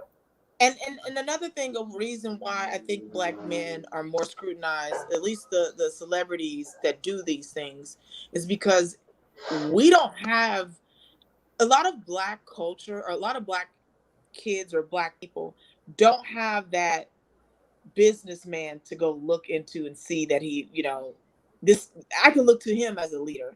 They look to, a lot of times, the Michael Jordans or those celebrities as role models, where we don't look to our own community and see the people that are doing things in our own community, or we don't have access to that. Not only that, Tierra, when somebody hit the middle class, they leave out that neighborhood. So you're not gonna see them because they gone. Right. So you can, in a white community, you can say, oh yeah, Caroline's dad is a doctor. Right. Robert's mother is a lawyer. You just don't have that. So then you look to these celebrities in a Black culture as somebody that you can look up to. And when you have people that are particularly, pushing the envelope on dress and fluid genders and things like that, you limit the ones that you kind of identify with, whether that's why representation is so important. Yeah, that's one of the big reasons. Like, a lot of people complain about the Hollywood agenda, as far as I hate that phrase, but the Hollywood agenda of, oh, we need to put more people of color into movies, instead of just making a movie instead of making a Black movie where it's just about some stereotypical Black concept, have a regular everyday movie that just happens to have an all Black cast, right? Because representation, people don't think about that, but if you Google search anything that you want to see, like successful lawyer, like what she was talking about, you Google search lawyer, you'll have to go 7 pages down or something like that before you see any non-white face, because white people are the standard, and Hollywood has produced that. Because TV, magazines, movies, everything like that.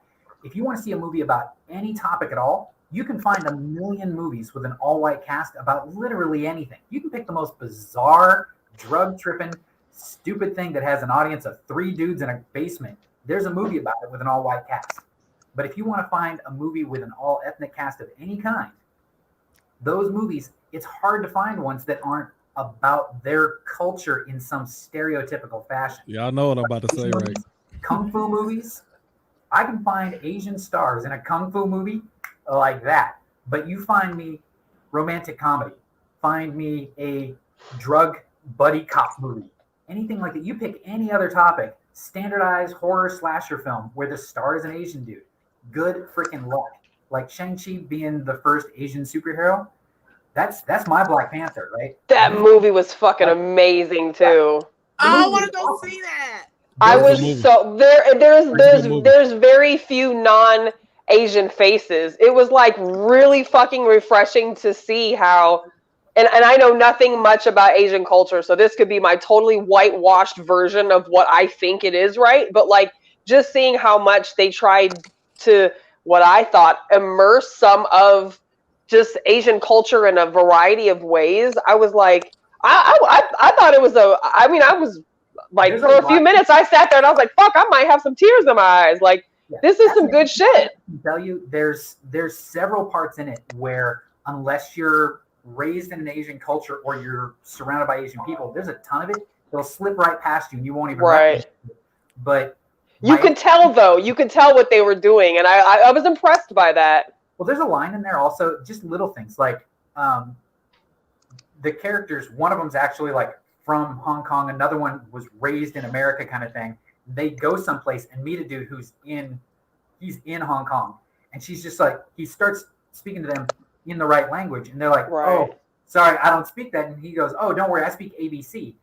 And my white friends thought that meant, oh, that's a funny way to say English. He goes, no, American-born Chinese is what that means. It's a standard phrase amongst I didn't know that. Chinese and American-born Chinese, that's as different to them as you're Black from Africa who came to America versus you've never been anywhere but America and you're Black in America.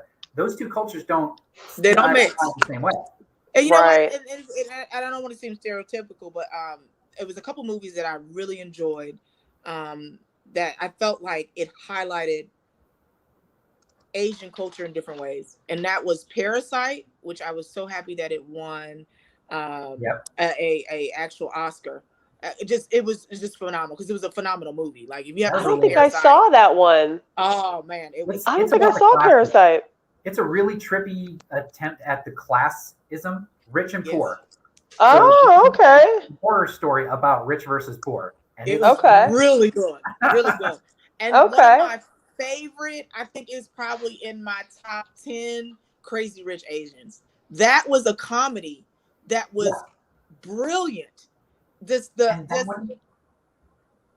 comedy and the and it was so true to what they wanted to show, and they wanted to show the American born Asian going over and being awkward in a culture that she haven't never been exposed to. So You're it was supposed really to be part of good. that culture. But yeah, it was a really big movie in the fact that it was the first American-made all Asian movie that wasn't Asian stereotype. Like, there was a lot of Asian stereotypes in it, but they were playing off of each other, and it was part of it, and it was supposed to be there. But it was just a movie.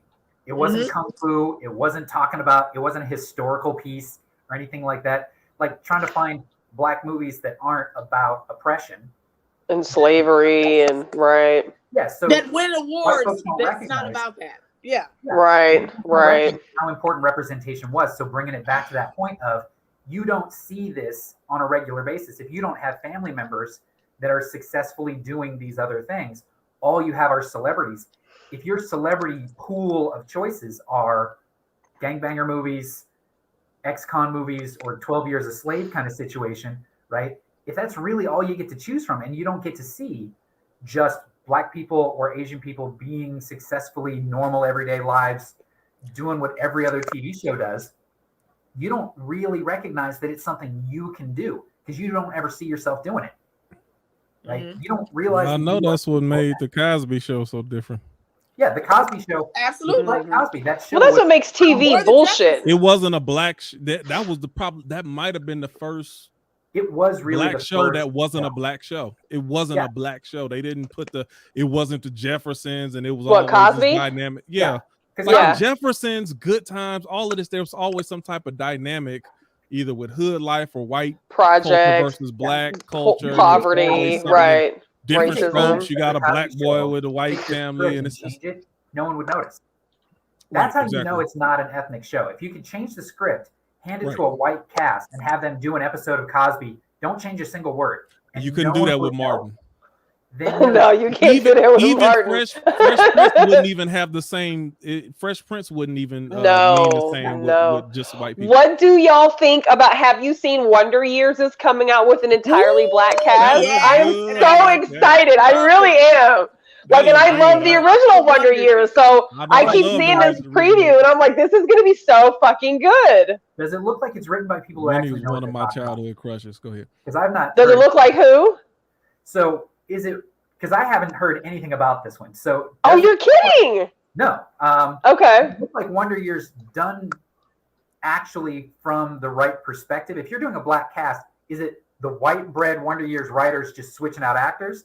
Or did they actually change out the writers and stuff? No, I think they're changing the setting. It looks like instead of like the 60s, it's going to be set in like maybe in the 80s or something like that. I was thinking like that. 70s, 80s. It looked like So it's the same format, same setup, same, third person looking back, and Don Cheadle going to be narrating it, which he's like one of the best actors ever.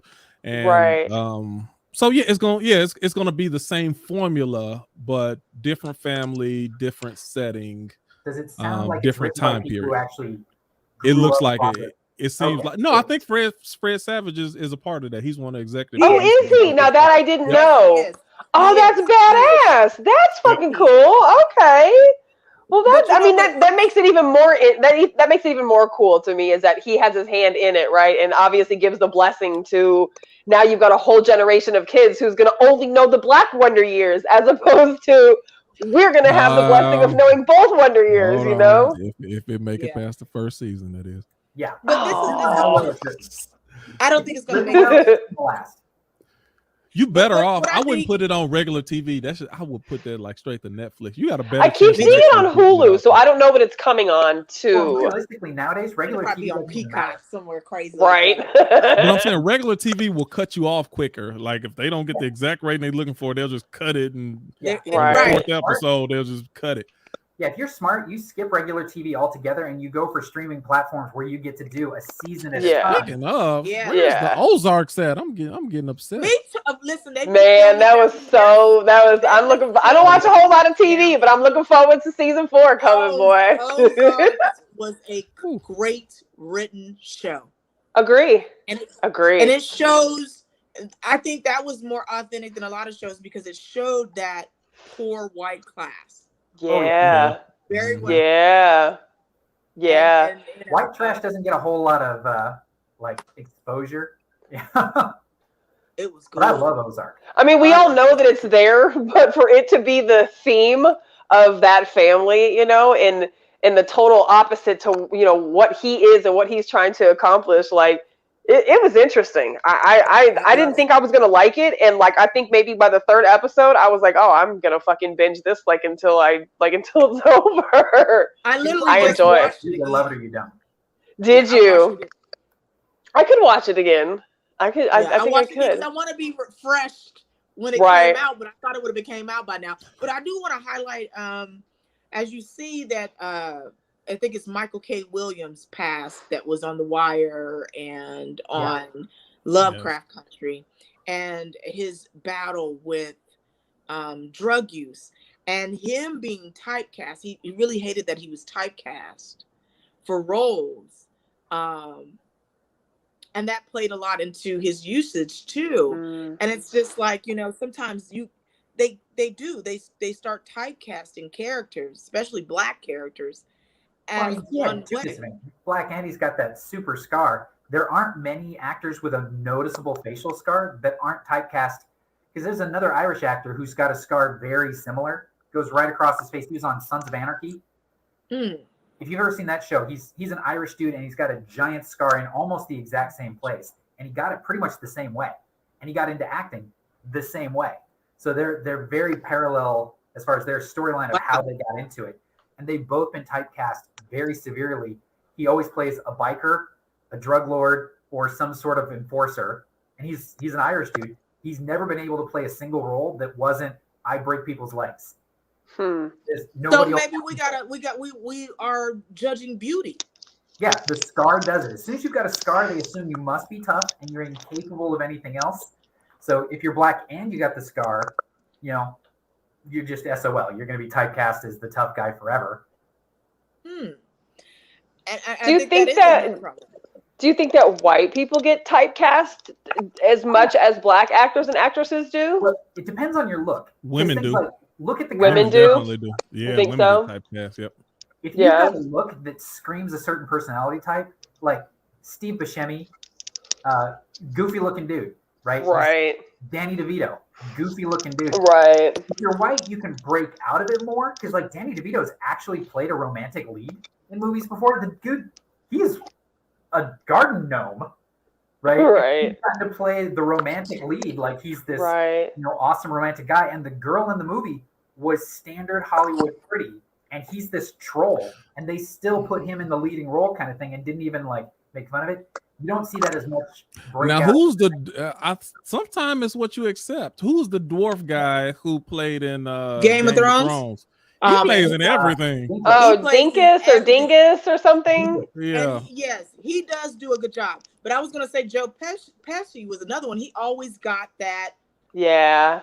Italian mob. Even in even in My Cousin Vinny, he still is a comedy, which is a classic. My Cousin Vinny's classic. But he still got that mob little type of feel. He couldn't get out of that. Ray Liotta too. Ray Liotta was always in a mobster-ish bad guy. But that's the problem with having iconic movies. No matter what you do, if you're in like an iconic movie, it's hard to break out a certain typecast. Al Pacino and Al Pacino and I can't think of his name right now. Robert De Niro. Robert De Niro, they could play different roles. And they do. And they play a lot of slightly. They played a lot of comedies, especially as they've gotten older. But even they've done a lot of comedies. He's still a tough guy in a comedy. No, he was a hitman. Robert De Niro played Intern, and that was a good damn movie where he was going back to work as an old man, and he was trying to find his way around. But see, that's an ageism thing right there. Because once you get past a certain age, it's no longer tough, right? Very few actors can pull off really old looking and still hold on to the tough thing. Like even Clint Eastwood is having a hard time holding on to that kind of image. And he's he's having a hard time staying alive. He's fucking like 90 years old. Exactly. I'm just saying, after Gran Torino, I didn't think he had 3 more years left in him after I saw Gran Torino. who doesn't make a bad movie? Liam Neeson. Like, he always makes a good damn Liam movie. Neeson plays, I'm sorry, I think he's a good actor, absolutely. But he plays the same role. Also, he accepts either by contract or something, where you can, as soon as you see his face on the movie poster, you know right. You mess with the wrong guy. Right. He's coming to get you. And I heard a stand-up comedian who said my favorite thing. He goes, "How many Taken movies can you make before somebody just goes, he's just a bad parent?" That's all. I think I've heard that. Right? Yeah, True. There are certain actors who can play anything. Like Tom Hanks. He's an actor that you can put him in any role. He's the top of the food chain. Yeah, you never know what's going to happen. Yeah, you never know what he's going to do. And then there's other actors that they're never going to get out of their typecast, either by lack of skill or they just look too much like the stereotype. That dude off of American Pie, the frat bro guy, I forgot his name. Yeah. He's the dumb jock guy who's like, frat bro. Yeah. He looks like he carries around date rape pills in his pocket all the time. Right.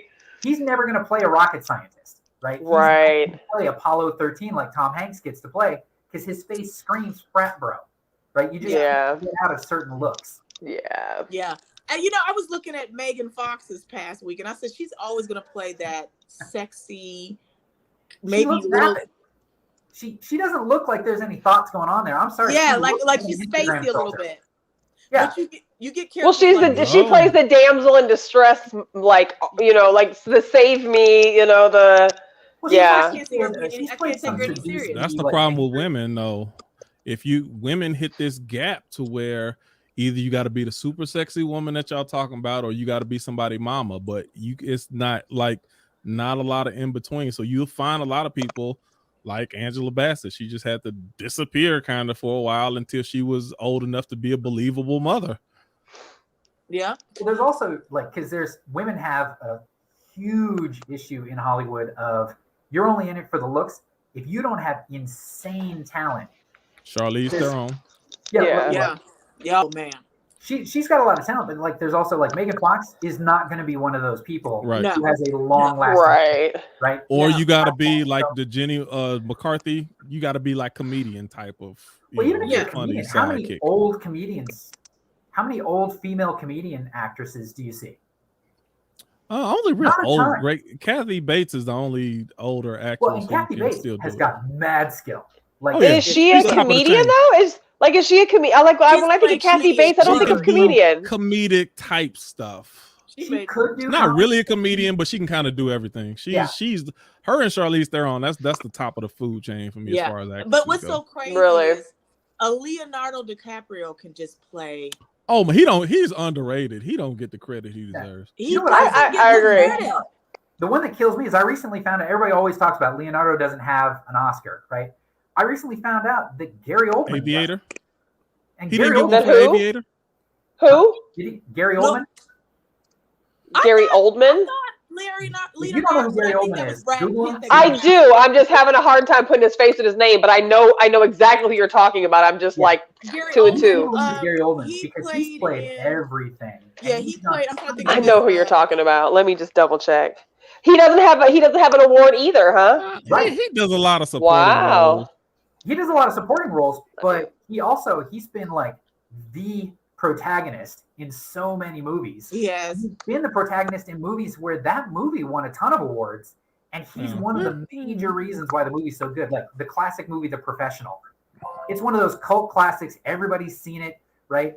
He's the crooked cop who's just this drug-tripping psycho. If he wasn't in the movie, it wouldn't be half as famous as it is now. And he didn't get an award for it. He's played some of everything under the sun. He has. Yeah, if you actually look up his movie listing, DiCaprio got one for the Aviator, right?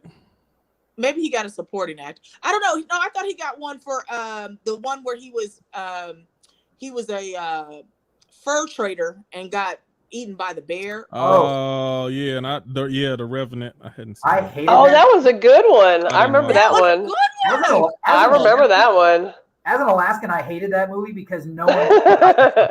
Like literally, he would have been dead 10 minutes into the movie. Nobody survived. But they said that was based off of a true story. There's a lot of things that are based off a true story, right? The bear I mean, scared him, I don't think he right? tracked that person down or anything, but I think he did survive.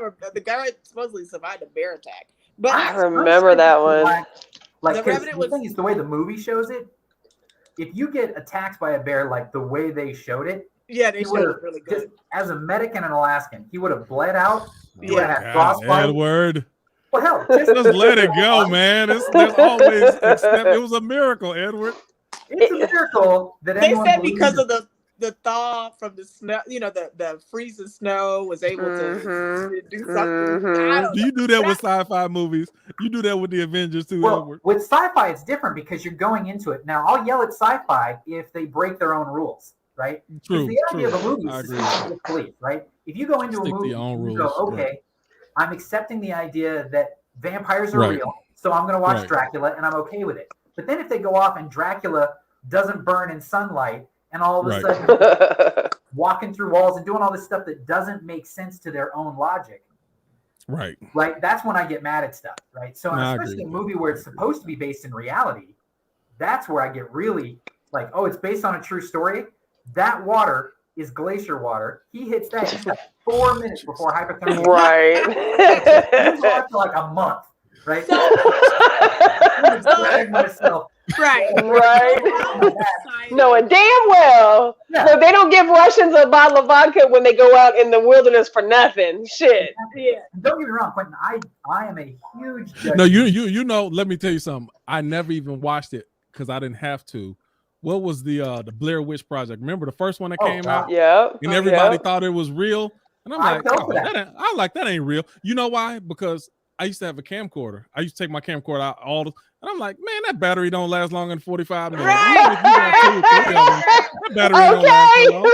I'm like, you're not just gonna just randomly get stuck out and then you got enough battery. I'm like, nah, that's fake. Yeah, I remember when that Right. came, and I fell for the That's ad spooky to me, campaign, though. and I was so excited to go see it. Me and my friends, we went and saw the first showing, first day, and halfway through it, all of a sudden it changed to something super predictable, and I was just like, I bet you it's going to end like this, and then it did, and I was like, man, I just got robbed, and I got a headache because the camera's just all over the damn place. Yeah. I was so bad at that. Especially if that flashlight on, you got 25 minutes for that battery. Right. And I would have like Right. 3 batteries and I could use it for like an hour and a half. And I'm like, it's still nighttime and they still got the camera on. Right. So Still it's rolling. either the battery don't last that long, or who goes out into the woods with like 20 different batteries and I'm like, no, they don't. That's not real. So I never watched it. I knew it wasn't real, so I didn't watch it. And it came out later that it wasn't real. And I'm like, yeah, I knew that. So a good movie that I thought was a really good game changer especially for sci-fi was The Matrix, and it's supposed to have its new one come out Have you seen the trailer? in December. Yeah. I am so excited. It really I'll be there day one. it made you think, man. Be there like, on Christmas. Are we really? The Matrix, that's my second Bible. Yeah. It is for a lot of people, and I'm impressed at like how many people reference things in the Matrix. Like people that I wouldn't even really think would reference Matrix. So it's interesting to see how many people subscribe to some of the shit that's in that I'm series. a different You know, person to this day I because don't of the subscribe to Matrix. it, but really? Oh yeah. I Oh love yeah, it. Matrix changed the game. I really believe it changed the Wow. game. Okay. I think Okay. it was cinema before that. Almost like I felt like the Terminator 2 changed cinema too. But just as a culture, the Matrix awoken a whole different thing, a reality Any for movie people. that gives you a concept where people are just like, wait, what? If you can get a whole country to just be like, I never thought of that, right? Those ones are the game changers, and there aren't that many of them, which is the cool part, because most sci-fi movies, any movie, is the same story rehashed for the 8 millionth time. They just found a new way to put a tweak on it. There's no new original love story, right? You know, all these stories have been played 1,000 times, and The Matrix was a very interesting way to give a whole new idea. And it'd been done a little bit in all kinds of other movies, but nobody really pulled it together and made it a cohesive concept the way that one did. And then on top of it, having the special effects work out the way they did. Because that movie, they openly admit, they robbed anime hardcore. If you've ever seen Ghost in the Shell, there's a video where you can watch Ghost in the Shell versus The Matrix, and they show scene for scene how they stole the cinematography straight from this anime that's like 10 years older than it is.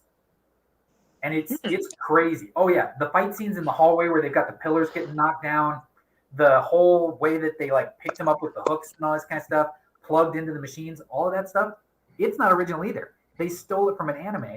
Go watch that YouTube video and they show them side by side. Right? Ghost And in it the Shell really versus The Matrix. it deals with spirituality in a way that movies have does. never been done, because you looking at it like Matrix, Machine World, this, but really it's just talking about a different realm outside of the realm of your five senses that you've been, and that's what spirituality is. Yeah. It's like, you know, Right. you're trying to talk about and explain a realm that's outside of what you know, feel, taste, touch, and hear. Yeah, and if you have How no do you experience grasp that? with it, yeah, it's like trying to describe like And which is more real? What's reality versus what's fake? So Yeah. now when it comes to the whole thing, like, okay, am I really, is this me, this flesh me, or am I this other part of me that I really don't know anything about, but I sense and I feel, and I have this you have a different level of awareness that you can't explain. What is the real me? Well, So also, I mean, how important is it? How important is real? Because if right. That was the part. That was the So concept. then you had the guy be like, me. "Look, I should have took give me the blue pill. I don't Yeah, want to I remember love any that of guy this in there either." who's eating the Yeah. steak. It's Right. like, I don't care. You know, Yeah, if it's exactly. steak, I Like, don't care. yep. That was And the part it of the movie that grabbed me the most, was that idea of, do you really care about real when the illusion is so good you can't tell the difference and it's just better? Like, is reality really that important? Is a lie worth it if it's a better lie? Right? And I see that play out in everyday people all over the place, not with Matrix kind of stuff, but with they're picking a lie that makes them comfortable because reality doesn't, right? Yep. And The Matrix was the first movie I saw where that like came across in a very like visceral kind of way. I'm choosing the lie and the illusion, even though I know it is, versus sucky reality. And it immediately hit me like, and that's the dynamic. Yeah. And that's what I realized even in life. There's some people who are more comfortable with the lie. Millions. And if you try to give them the truth, they're gonna push back on it. They're like, no, I don't want that truth. If I don't like this lie. Truth, and you have other people who say, no, I can't accept that lie. I got to go for the truth. But both people, you got to accept them for what they want. You've seen, have you seen the studies on cognitive dissonance as far as like the actual chemical reaction? No, I haven't. No. So if you're unfamiliar with it, cognitive dissonance is that everyone's familiar with it. You say something to Bob about, you say anything he doesn't agree with. And all of a sudden he responds in a way like you say something normal, not threatening or anything like that. You just disagree with him on something.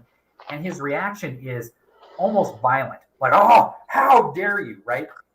Regardless of what the topic was, they get violently offended that you disagree with them on something.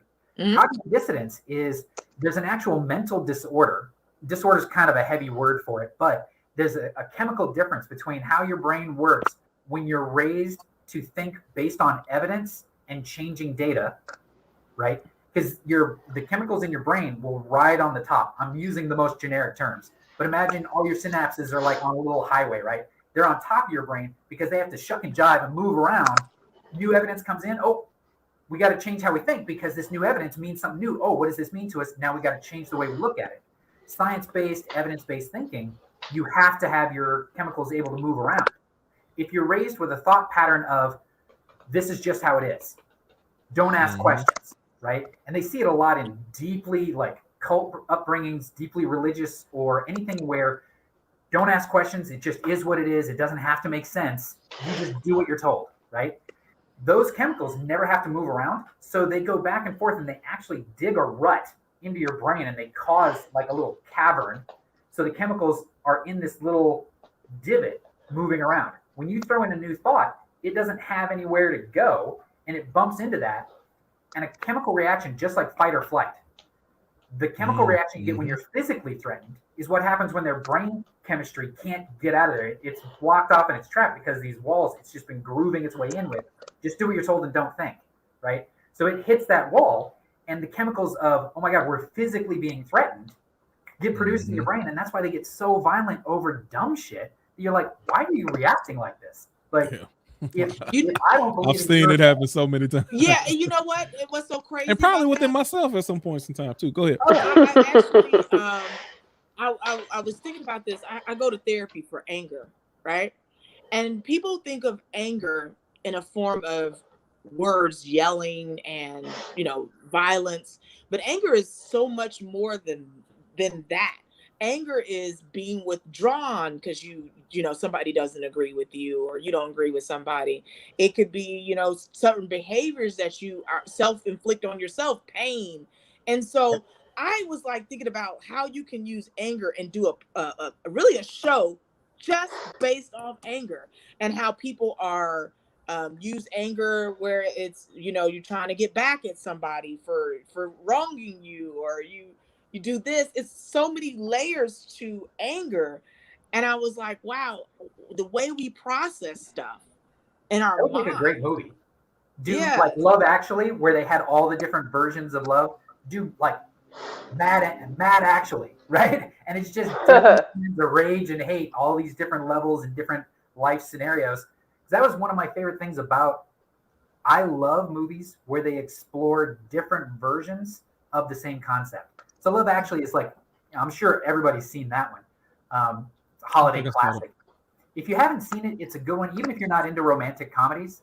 But the thing I like about it is they take the same emotion and they show it from, I think there's like 6 different storylines in the movie. And they've got love from a little kid's perspective, like their first kid, innocent kind of love. There's unrequited love because this dude loves a girl that is his best friend's girl, so he can't have her, but he has to deal with it. There's a couple that they're getting divorced because he's cheating on her and she finds out, but they stay together because of just history, and it's just too hard to break up and deal with all that. Like, there's all these different versions of love stories, and every one of them is nuanced, well written, and from a completely different perspective, but all on the same topic. I love anything where they take one thing and show it from a bunch of different perspectives. Yeah. So, and that's what I think about. Except for Vantage Point, that movie sucked. Go ahead. Yeah, but I was just saying, because of anger, we do so much. We see so much anger in our society. You can think about war. You can think about violence. You can think about all these things that we do, and it, even depression comes from some type of form of anger. You're angry at yourself, and so you're sad. You become sad, or you lost somebody, and you're angry about the loss, and you become sad. So I was just really slicing away anger, and I'm like, wow, we have an anger problem. We have an anger problem. America is a huge one. Look at how popular violence is. Like, we're mad at sex, but violence is totally, that's apple pie and mom, right?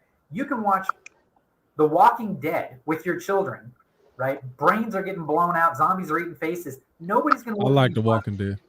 Yeah. I don't watch it with my kids though, but yeah. See, and I had to wait till mine were old enough to be able to understand this is TV. Like, this is some TV shit. But now if this happens, this is how we kill the zombies when the zombies come. But this is some theatrical shit. But it's a lot. It's very gory. It's hella gory. Yeah, and nobody raises. But it's fun. I don't even see the zombies anymore. Like, that's like three seasons ago. It's like not even about the zombies. America's so into violence because they've done studies on. Well, the video games that our kids play. I mean, something as simple as that. I mean, changed a lot of stuff. Yes. You show a half a nipple, everyone in America freaks out. You show a half a nipple anywhere in Europe, nobody could care less. They're like, that's it? Really? That's a big deal? But you show The Walking Dead, you go to Amsterdam, you show an episode of The Walking Dead to a family, they're going to be like, what the hell is wrong with you? What kind of sicko finds this entertaining? And then you can show full-on porn, and the whole family will be there like, nobody cares. Because they don't think sex is a big deal. But they think countries where we both kind of screwed up with that, then. Well, like, if you ask any therapist... Yeah, violence and sex. Gratuitous amounts of both of them. I'm not watching porn with my family. We judge... Absolutely not. Yeah, we we definitely judge violence different because we're a gun-toting country. I mean, we praise violence. Raised off of it was cool to be the lawman or the Wild Wild West and the G.I. Joe man and the G.I. Joe and in the military. Yeah, that was it was romanticized. Right. It literally was romanticized. Westerns You're right. were romanticized. Name a hero that isn't violent. It's violent. Who? It's violent. Name any hero that isn't violent. Superman. Really? Superman can destroy the planet. He's a good guy. He didn't know. But he didn't do it. But he did. But he beating up people. He beating up people. Yeah. Superman don't really beat up people. I dare you. He only beat up the bad guy. He just goes click. Yeah, he's Batman still beat up people. Find me a single Superman thing where he solved something by thinking about it as opposed to just being scarier than the other guy.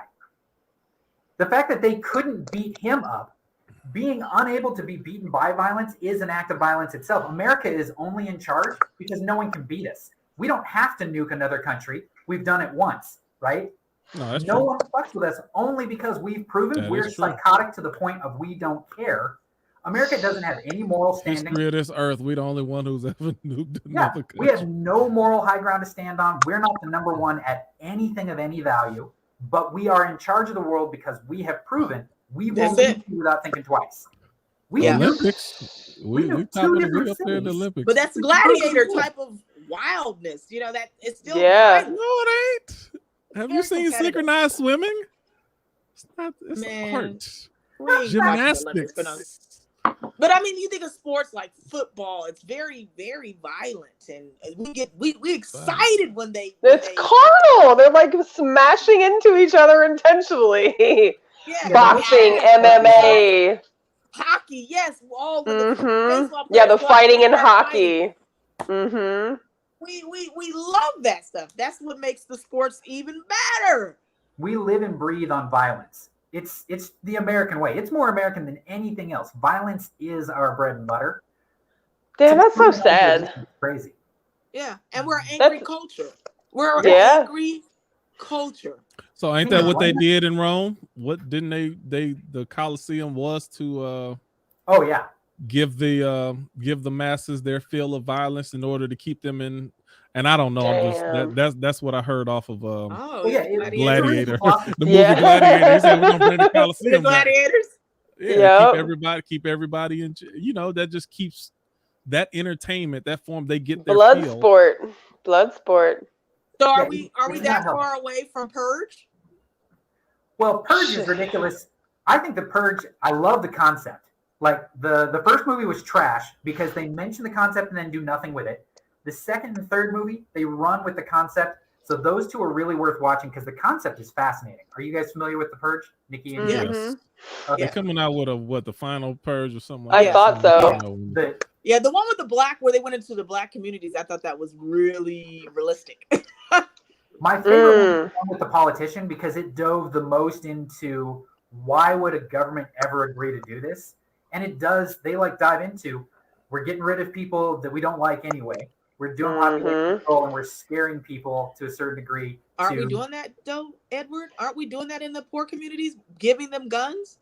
Well, yeah. The Purge itself, that's why the idea is fascinating because, in my opinion, yes, we have in America the closest thing to a civilized version of the Purge as you can really get. So you don't have one day where you make it legal. You just have it kind of no one pays attention to it happening over here. Or crime's not getting solved. Murder's not getting solved. Same sort of thing. You either don't look or you pretend to look and you never solve it, right? You know, in certain certain areas, Persian. That's true. Choose. It's a purge. It's supposed to be countrywide. I believe we are living in a purge. I believe they purposely put the guns in those poor communities. I think they don't solve those murders. I mean, Quentin, you know, back home, how many murders have they solved? They don't care to solve them. Goodness gracious. Well, and that's the thing is there's also, because that's one of the things that I've always found fascinating is the budget for education and police stations. Like your schools, the budget for your school is based off of the property taxes in that neighborhood. Yeah. So automatically it's unfair because rich neighborhoods are automatically going to have better funded schools.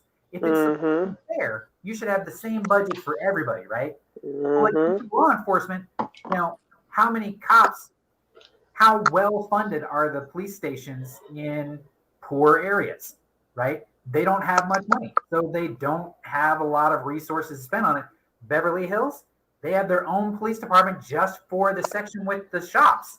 Like, they've got their own police department just for Rodeo Drive, and that's all they handle because they've got the budget for it, right? This country is really built on different level of training. This is how you treat the black shoplifters. This is how you treat the white wife who is a is that what you call klepto? People like klepto. Yeah. This is how you treat them. I mean, it's you're gonna treat them all differently. And it's obvious. We got 7 minutes. We're closing up at 10. Record. Yeah, it all depends on just how you look at it. But yeah, we love violence. We're pretty much in the purge. We're just doing it where we can pretend like we're not. And if you live in a nice area, you never have to think about that. And that's just like that white thing we were talking about earlier. They don't have to adjust because they've never had to. Edward, I got a question for you. And I talked to a few people about this. Why am I worried now? I'm just interested. I'm interested in what you think. I am afraid for this new Matrix movie because you know I'm going with this. Well, you probably don't, but the Wachowski brothers are now the Wachowski sisters. Oh yeah. Did they both transition? I only thought one of them did. Both of them. Oh, okay. Really? I yes. think one of them did. I didn't know that either until today, Tiara. Google it. Google it. Done by one of them. Wow. I look. I don't know what they did down low, but I'm telling you, they're both the sisters. Yeah, in the trailer, it only shows one name as being the one who did it. Do, but they're both the Wachowski sisters. So even with all the stuff we've been talking about today, I am afraid that they're going to try to infuse agenda within a movie that shouldn't have any agenda. Now, I've got a question for you. I would love to know, because there's a difference between agenda and simply addressing something that isn't getting addressed a lot, right? Because things like white people can say they don't have an agenda, but that's because their stories are out in every sense of the word a million times. So often it's common everyday practice. There's not a white subject that hasn't been talked about and done over 8 billion times in some fashion or another. As soon as a group that is historically ignored and held down voices their opinion on something, now so I think I know what you're saying. Let me answer the question. Anything that veers away from the spirit of what the franchise is about. Well, the spirit of the franchise is about, so anything that veers away from robots controlling humans would be against that. So if you put in any more subtlety than that, then you veered out of the way. And I'm afraid of that type of stuff sometime. I'm making changes like that. I'm going to be highly upset if there's and see. I'd be more concerned when there's clear agendas. Legitimately good script. My bigger concern, but that's what I'm saying. That's what I'm saying, Ed. I think if you try to force an agenda into something, then you can end up taking away from a good script. Because it's like, why is this franchise? Why is this final chapter of the movie going in a direction that it doesn't even logically make sense to go in? I'm gonna be so disappointed, but I'm just that's I'm thinking always a about problem. Yeah, because I'm not against them slipping in some subtle pointing at things, but the bulk of the script still sticks to it. Because things like, I don't think it's an agenda. Did you see on the Avengers Endgame, and they had to do the little montage with all of the women heroes up there, and they all had their little close-up shots. Okay, it was like corny. Hang on, you say they had to. That's my question, because there's a difference between an agenda and simply doing something for half the population of the world. That's not an agenda to show that there are girl superheroes and that they can be badass too. Because everyone but do we already know that they're superheroes because they're in the movie? We know that they're superheroes, but they had to take this 30-second thing, and they had to have them flapping in the wind, and they all standing next to each other. Like, how many movies have the scene with a bunch of dudes walking in slow-mo with an explosion going off behind them? You can name 800 movies where there's like 6 dudes walking in slow-mo with something blowing up behind them, looking cool. One scene where they do it with women, you think it's an agenda. It was a little I think corny, number one. They should make it its own. When you start trying to reinvent something that's already been kind of existing, then it didn't take away from the story, so I didn't have a problem with that. Right. Because it didn't take away from the story. Yeah, but it was just a little, and I never said anything, but I heard other people like that was kind of corny. Yeah, like, my opinion. That's to say, it starts seeming fake, like it's forced. Yeah, and it really isn't unique. And you almost took me out of the moment for a second. I'm in the moment, and you just kind of took me out the moment for a second.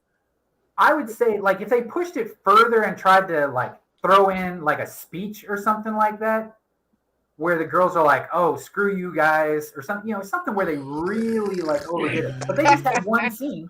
Take Captain America's shield. I got this. Because that was really the extent of the scene. Don't worry, we got her back, right? And all the girls just showed up to help each other out. It was like a 4-second scene. Which even Neil deGrasse talked about. It was a little unnecessary. Because Captain Marvel more powerful than all of the Avengers put together. Yeah. It's like it's not even necessary. But anyway, that's and look how long it took for them to get a movie with a female lead superhero. But women gotta support that stuff. Like it's not even that the fact that I watched Captain Marvel at the theater. I thought it was terrible. You did? It wasn't their best work. It definitely didn't make the top 5. Well, Black Widow wasn't their best work either. It showed the hell wasn't. But it was also made during the pandemic, and you can tell from the way the script was. It was when was Shang-Chi made? Well, Shang-Chi was also like the script was being worked on for ages. Okay. The Black Widow script, they already had her dead before they really started writing the script for a Black Widow movie. Like they wanted to make one. There aren't a lot. I'm a huge Marvel movie fan. First Wonder Woman was good. I liked that one, even though I know we switching to DC. I heard the second one was crap, but the first it was. I couldn't even finish the second Wonder Woman. I literally couldn't finish. I heard it, and when I looked at the trailer, I'm like, that don't even look good. I didn't go see it. Good. The first one was good, but the second one, I was like, what the fuck is this? Yeah. I didn't catch the title. Which movie are you talking about? Wonder Woman. We switched over to DC. Yeah, so bad. Good night. All right, it's 9:59. We about to close up. We about to close up. We got a good movie conversation. We did, y'all, and you know what? And I don't watch a lot of movies. I've watched most of the movies that you guys have mentioned, but it's been so long. Black Mirror. So I'm like, I made a note, like I got my notebook out. And I made a list of movies that I need to go back and rewatch because so many of these concepts I forget, and I'd like to watch so many of these things with a different set of lenses today than when they first came out. Yeah, I'm going to go watch. Have you watched Sand Dune again? Oh, I've seen every single one of those at least 50 times. Oh, yeah. See, I have too, but not 50 times. You know what I'm saying? So, and I know that there's probably so many things I miss, and especially again different lenses today. Because I would catch something else that I missed before, and I would just watch it over and over. Yeah. No, my plan was to watch all 3 of them before the new one comes out this year for Christmas, because I was like, I have to. I gotta be able to follow so I can know exactly what I'm looking at when the 4th one comes out. I love that you can watch it years later and actually get something new out of it because of how well the story's done. Man, it was a good script. The little stuff. Him talking to the architect, with the Oracle, and people miss a lot of stuff. The conversation he had between the architect, a lot of people miss a lot of the little stuff he was saying in between there. Well, they used a lot of dialogue that unfortunately a lot of folks don't know those words. So you're listening to a conversation where you're like, I can't look up the word. Edward. So that's when when he talking to the architect, it was like I probably rewound it like 50 because he talking real fast and he using these words, and I would like keep rewound. What did he say? Okay, hold on. What did he say? Okay, what did he say? Okay, and it's like that one segment I probably watched it like I kept rewinding about 20 times to catch it. I'm like, oh, yeah, that's just how my mom talked. Yeah, when I was a kid, that's the way the architect talks. That's the way my mom just talked all the time. Yeah, but see, like in the theater, that would be for me. It would be damn near impossible to catch everything. Right, you got to watch it at home. You got to watch it at home. Mm-hmm. So that's gonna be on my tonight list. Is definitely watching The Matrix. And I can't wait till the new one comes out. That's gonna be amazing. I think the new one has a lot of surprises. I pray it is. I don't want to be disappointed. The Matrix is my favorite. The only thing I could be more disappointed if they come out with a new Back to the Future and this crap. Or they better leave it alone. I'm waiting on. They better leave it alone. Just leave do it it alone. right. That just do it right. Leave it alone because the fourth one, the technology. the third one, the third one is pulling teeth. They need to leave it alone. They better leave it alone. The third one. I like the third one too. What they would be able to improve on is the visuals. But That's one what of the things that made Back to the Future so cool was that chemistry that Michael J. Fox and Doc. You're not going to find two actors that are going to be able to do that because the old school. I was thinking they should have had Shia LaBeouf be him, but he got older now. But Shia LaBeouf, 10 years ago, 10 years ago, he would have did well with that. He could have played a good. He could have played a good McFly. He could have played a good McFly. I hate when they remake movies and reboot movies that you're not going to improve on it because the only reason it was so popular, a lot of it had to do with when it came out. Like, oh my God, hold on, Edward. Did you see the second Independence Day? Oh, it was horrible. I wouldn't even. Horrible. I was in the theater. We left the theater. I said, we left. Like, wow, this is. I really force bad. myself to finish any movie I start. If I go to the theaters, I have to see the whole thing because I think it's the only movie I've ever left in my life, and we grew up going to like 2-3 movies a weekend with my dad. We left that shit. It was horrible. This is bad. I was like, for the first one to have been so spectacular, for the second one to follow up that badly, it was like, damn, they tanked this one. I went and watched Candyman this past weekend. Oh, did you? See, I haven't seen it, and I didn't think I was going to. Disappointed. No, actually, it really was well written, but it was zero scary. Zero scary. Are we talking about the one that the brand new one? The brand new one. It was not one bit, not 1 ounce scary. So somebody a couple weeks ago said it was just gory more than anything, but it wasn't scary. Really? Because first Candyman was totally scary and totally fucking gory. Man. Listen. Huh. Like I said, it was well written, but I was just like, matter of fact, you heard people in the audience say that wasn't even scary. How can it be well written if it ain't scary? Ain't it supposed to be a scary movie? They did it, though. If you watch a comedy movie and you don't laugh, is it well written? It was well written. I like the way it was written, but it was like it was no scare to like. And I was well written. I didn't laugh at all, but it was well written. Comedy. I laughed. The story.